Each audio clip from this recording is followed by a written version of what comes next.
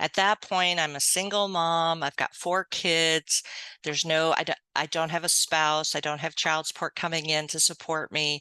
And I had 8 months of savings in the bank. And that was it because I had been through divorce and some other issues. So what I describe it as is putting a blindfold on and jumping off a cliff. Welcome to the Free Lawyer Podcast. I'm your host, Gary Miles. The Free Lawyer Podcast is designed for the lawyer, entrepreneur, or professional who is in some way unfulfilled, stressed, or stuck and is looking for something better. We will discuss various blocks that limit us from achieving the personal freedom that we all desire but have not yet fully experienced. And we will give actionable steps to free yourself from them. Are you looking to achieve a new level of success? If so, this podcast is for you.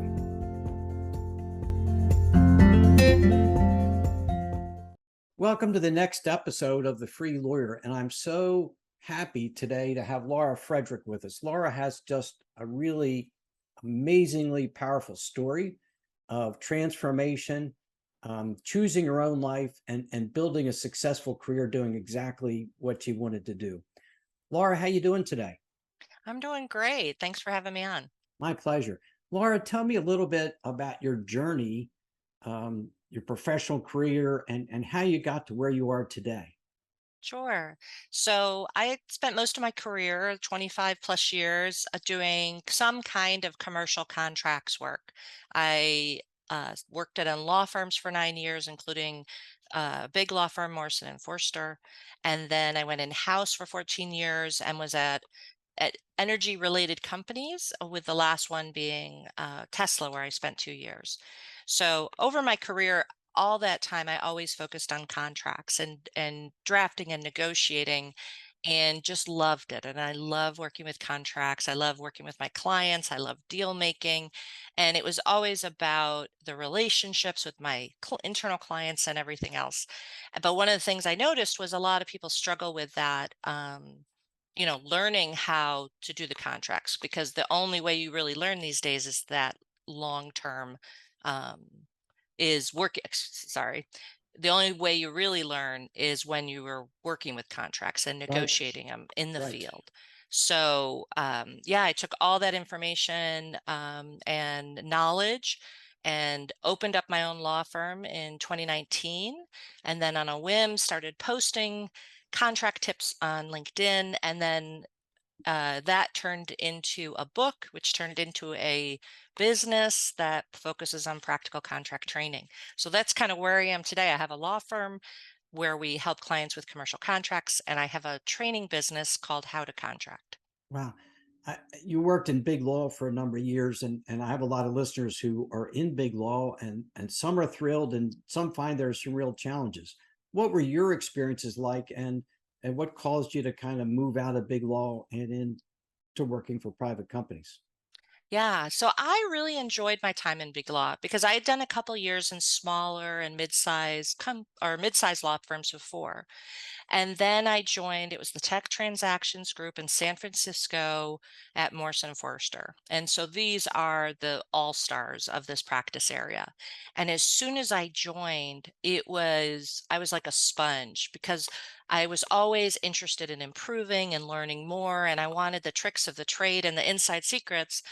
And I got a superficial level up to that point, but I describe it to people as going from the minor leagues to the major leagues. And suddenly I was learning not just how you draft and negotiate a confidentiality provision, but what is trade secret law? What's the case law say about the nuances of this word versus that?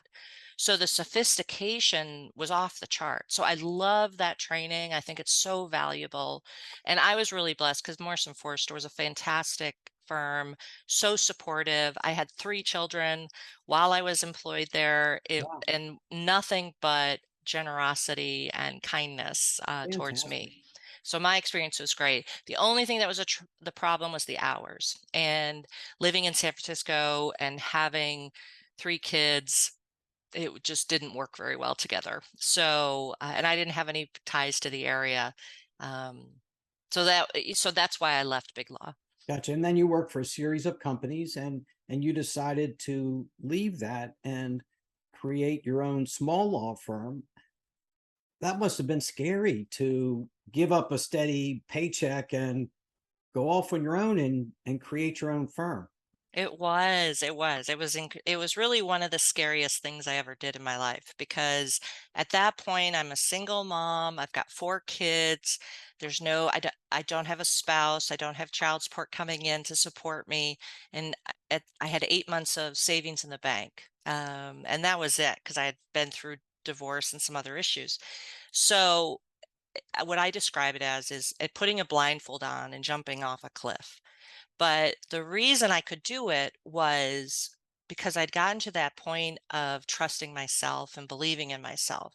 I had started therapy years before as I went through my divorce, some of the issues after, and it was such an awakening for me and learning better coping skills, better skills for personal interaction and boundary setting and all those kinds of things.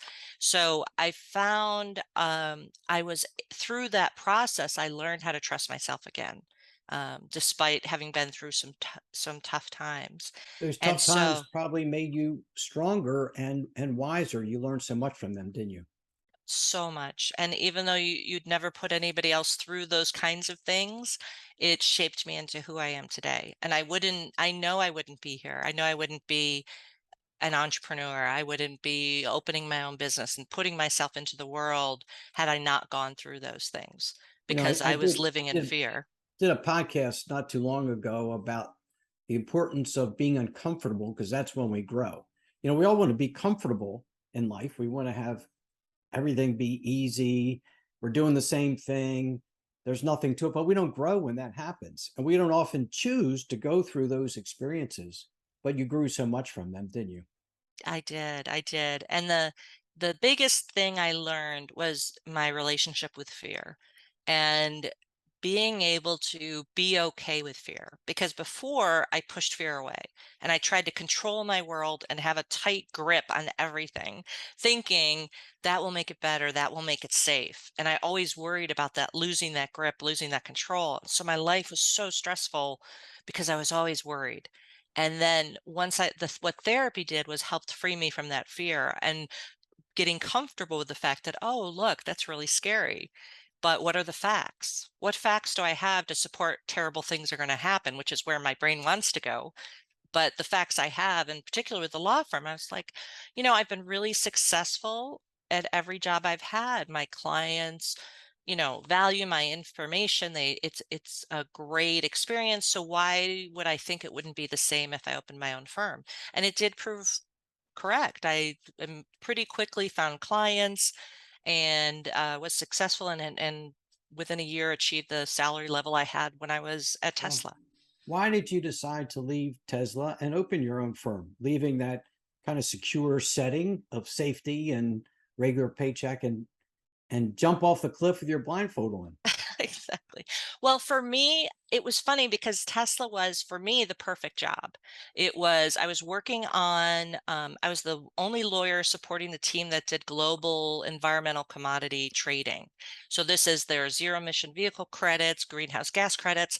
So I handled all that for Tesla, and we were the market leader, and we were doing good. We were helping save the world by creating this incentive program and helping Tesla grow, and it was just great. My team was awesome. Everything about that job was as good as it could get, but I still wasn't happy. And so I actually spent a year really doing some deep dives into, and I had interviewed a couple of places and it was never felt right. And then I had a friend who told me, well, what do you want, Laura? And I was like, well, I want blah, blah, blah, blah. And he's like, no, no, no, one word. And so it pushed me to come up with one word is what I want. And what that process did was that made me boil down all these buzzwords and, the easy things that come to the top of your head and drill down into what it really was I wanted. And the word I came up with was freedom, which Wow. it's such an That's important my message to my concept. community. How can we learn to be personally free because that's the only time we're really happy. You know? Exactly, exactly. And that's it, coincidentally, that's why this is such a I really appreciate you having me on because that concept of freedom and being able to choose what I did on any given day, which direction I wanted my work to take, what kind of people I wanted to work with, when I wanted to travel or when I wanted to be with my kids. I had to balance income, of course, and the realities of life, but I got to this place, especially once I learned how to get clients and make money. Once you figure that out, it's complete freedom because if you lose a client, go get another one. It's not, you don't feel that anxiety like I felt most of my career that I was going to be fired any given day because I was the sole financial support. Even in when I was married, it was always on me. And it was like, oh my God, we're going to be homeless if I lose my job. And so now, with my being in charge of my income and having multiple clients, which provide to me multiple income streams, if one drops or one goes away, there's not a big worry.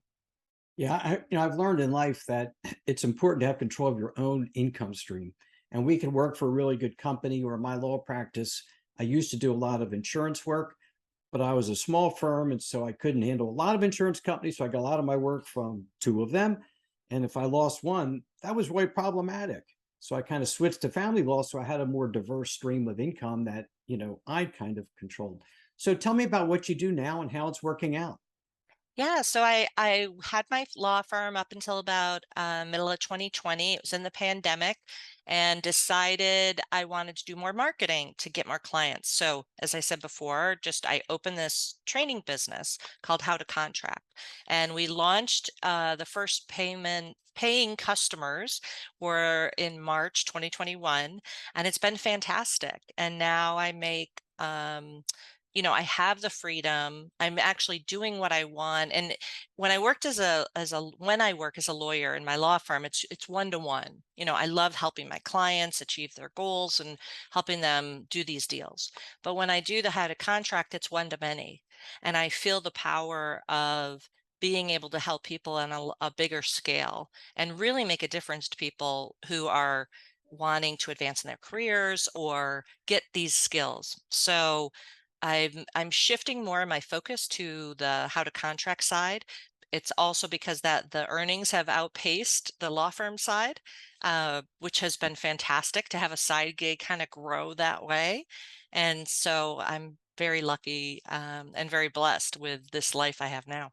Wow, fantastic. So tell our listeners a little bit about what How to Contract is and who you serve and who your ideal client is for that business. Sure. So when I was learning contracts, I always wanted people to give me the answer. And they would, you'd go to a lot of the contract training. Well, it depends. You should think about this case law and you should think about this. I'm like, no, no, no. There's a confidentiality provision that says X. Is that okay? Which word do I change and why? That's not intuitive to people. Someone has to show you. In today's world, that training, it's very hard to come by. It used to be in law firms, you were mentored by a partner. That model's gone, except for very few lawyers. So and especially lawyers who switch practice areas. Let's say you did get that mentoring in litigation and regulatory, and you switched to start handling commercial contracts. Where do you go as a sixth year to learn when you go in-house? It's almost impossible. So I created How to Contract to fill that need, which is training lawyers and professionals on the practical side of drafting and negotiating. So if you follow my tips on LinkedIn, or if people listening have not, uh, look me up on LinkedIn, and every day I post a contract tip and a cartoon. And what I tell people is if you find that informative and valuable, then that the contract or my how to contract business is my individual tips on steroids. It's basically me explaining over an hour of training on indemnification and going through it word by word, or on licensing and going through it word by word, or how to do an NDA word by word. So I call it inside baseball, you know, giving people a way to collect that, because up until now all the contract training has been done by more of the academics who are focused on the case law and what it says. but that's not really how we draft and negotiate in companies and commercial contracts. So I wanted to provide a fuller picture for people, and that's what How to Contract does. Fantastic. So your ideal client would be someone who's kind of moved into a new role, drafting contracts for a company as in-house counsel. Would that be a typical client? It is, and I tend to have a lot of, more senior. It works for everybody to learn, but I'd say about 50% of my customers, for How to Contract have 6 years or more of experience, because contracts is so complex and diverse. And I say, there's a million individual items that you need to know to be a good commercial contracts lawyer, because you have to know tons about each subject matter. And it's hard to remember all those. So you're constantly needing to refresh your understanding and remind yourself, or to learn new nuances to make you better. And so what I find is a lot of experienced contracts lawyer come to How to Contract to kind of refine their understanding. And we even get a lot of law firm lawyers who want to understand what their in-house counsel are dealing with. They don't need the academic language of, commercially reasonable efforts or reasonable efforts. Like, they don't care about that. They want to know, okay, what's an appropriate risk decision in this instance for this kind of contract. And if you've only studied case law and you've only studied drafting at an academic level, you don't know how to make those risk decisions. And that's what my 14 years in house and my years before practicing in contract space, I can share the systems that I learned from the people I respected the most. What I love is how practical and how to what you do is. It's not a dry legal treatise that talks about this case and that case. It's into the practical question of how do I do this? If I'm in a new lane in the commercial world, I'm in manufacturing or franchising or whatever. And your story also shows the power of LinkedIn. I've seen your daily post, and to me, they're very, very substantive. I mean, you give away so much information to your followers. And I saw your post about the incredible growth in followers, in shares, in comments, and yet it's also helped your business. I mean, LinkedIn has really been not the only, but a very helpful tool to you in growing your business, hasn't it? 100%. And I looked at it. I did an analysis of my law firm income, and I was open 18 months before I started the daily posting on LinkedIn, and 97% of my clients and income is tied to referrals, former coworkers or former coworkers who had referred me, because really nobody knew me in the professional world. I was kind of under a rock, being a mom and a lawyer, and that was it. And then in the year after I started posting every day, it was 90% was from LinkedIn. Wow. Because it was just, and some of those people were more distant coworkers who wouldn't have remembered me but for my tips coming up in their feed. So I became top of mind for everybody, because everybody sees me every day, because a lot of people look for the tips, and share it and comment, because when they comment, their network sees it, and it's just becomes, small viral is what I call it. It's not necessarily viral, a million shares, but it's when my network comments on my post, their network sees that too. And that's how it grows. Well, I think it shows when you give things away, things come back to you too. And you didn't start posting, you started posting solely out of a selfless motive to help educate the professional community. And it's for a very targeted audience. Folks who do family law aren't necessarily going to need to see your post, but you're looking to help those people who do what you have experience in. And the more you give away, the more you receive, the more you receive back. And that's a great lesson. You told me you're an author. Tell me about your book. Yeah. So the great news is the next second edition is going to be out in September. So my first book, which is out there now, I published in 2020. It has 91 contract tips. And then this next book, the second edition, is going to have 325. And each of the tips is going to have one of my cartoons. So I create every tip. For people who don't know, I do a contract tip, and then I create a silly cartoon, kind of slapsticky, with aliens and cows and conference rooms and things like that, just to kind of re-emphasize the point I'm making in the tip. So I'm very excited. We're polishing it up right now, and it should be for sale in September. Laura, that's fantastic. So as we kind of wrap this up, tell me your answer to this. What does true personal freedom mean to you? True personal freedom is free of fear. Because I think for me in my life, fear, the fear of things that I don't have control over, that is the number one source of angst and sadness and despair. And once I was able to kind of climb out of that, fear hole and learn to live without fear, which came through surviving difficult circumstances and traumatic events.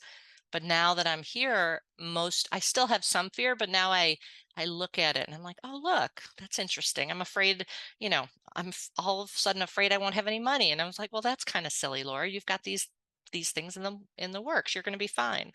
So, but That's a living beautiful and powerful answer. And so many people, I mean, we're both competent, intelligent attorneys, but yet we have fear, and a lot of us do.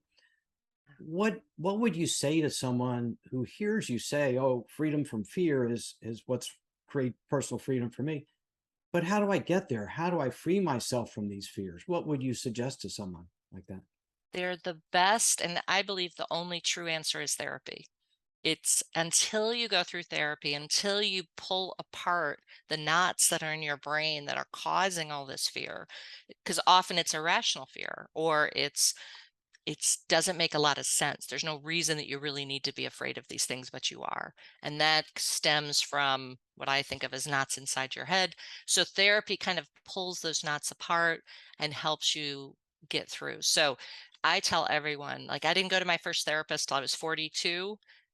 It's go sooner. And especially for people in big law and lawyers with stressful jobs, I thought, well, I don't have time. Got a full-time job. I've got kids. I've got that.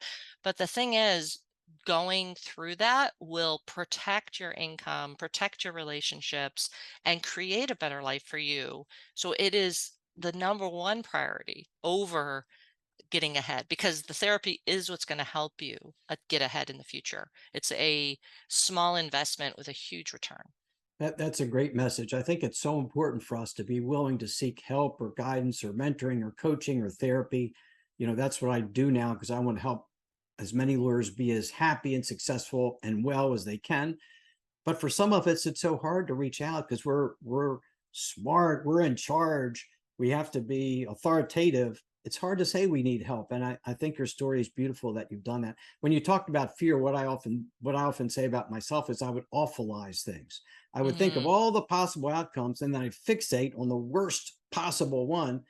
And the reality is, if I think about the best possible one, I'm going to be happier and likely more successful, even though we don't know what's going to happen. But to think about the worst just, drags us down. And, you talked about you've been so successful everywhere you were. And so you focused on that. And I think that's a lot of truth. If we think about the gifts that we've received, well, then we don't have to worry about we're going to be creamed. We've been okay so far. We'll be okay the rest of the way. So what a beautiful and powerful story, Laura.